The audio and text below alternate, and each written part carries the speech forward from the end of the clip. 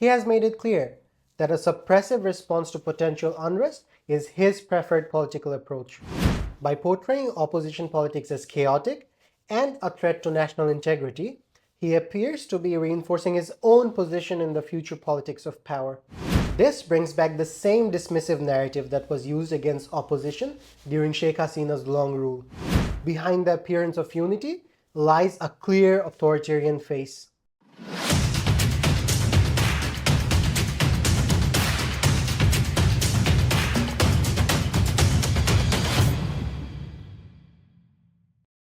Assalamu alaikum and welcome to another episode of Ekhoni Shomoi.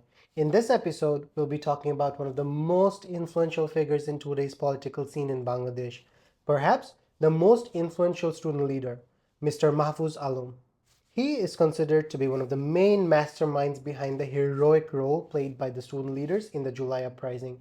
And that's not just my opinion. The head of the interim government, Nobel laureate Dr. Muhammad Yunus, as well as his press secretary, Mr. Shafiqul Alam, have both made such remarks about Mr. Mahfuz on different occasions. As the mastermind of the July People's Uprising, Mahfuz has become the subject of much admiration in various government circles. But with time, he is also facing increasing criticism.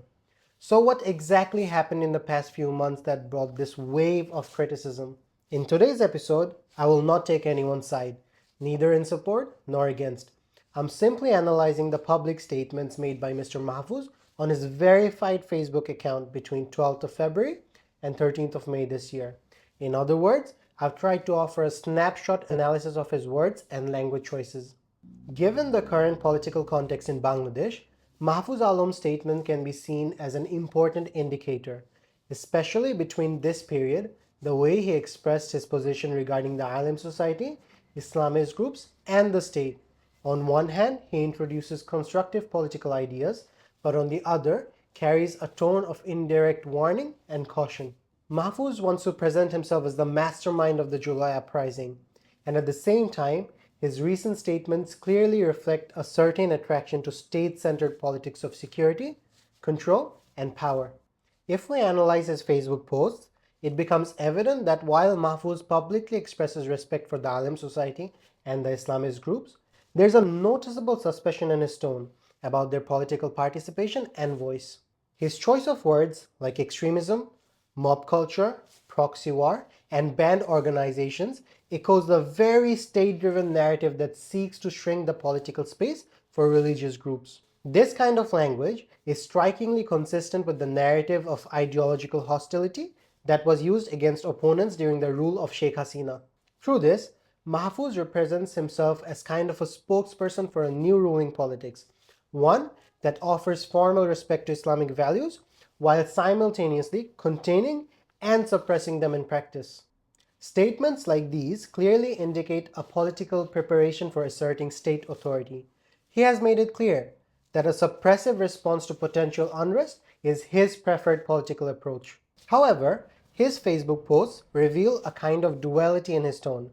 On one side, he's hopeful, calling for a united revolution, but on the other, he warns against possible sabotage and misguided extremism. This hesitant tone blurs his actual political stance.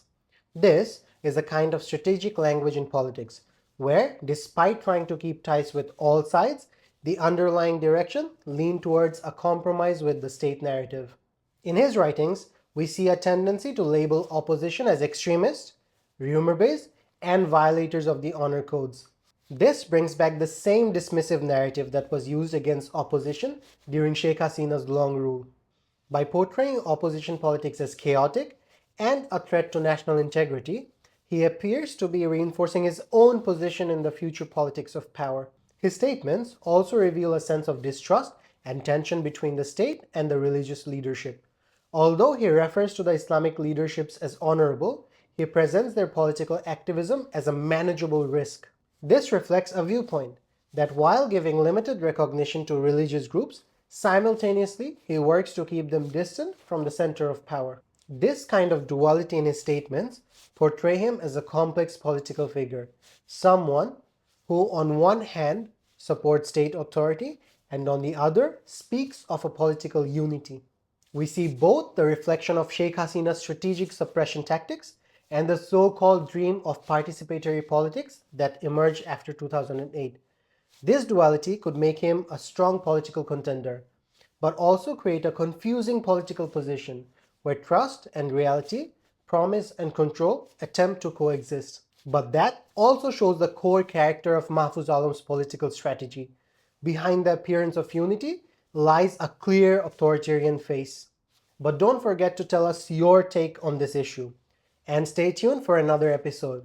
Till then, stay well and stay safe. Assalamu alaikum.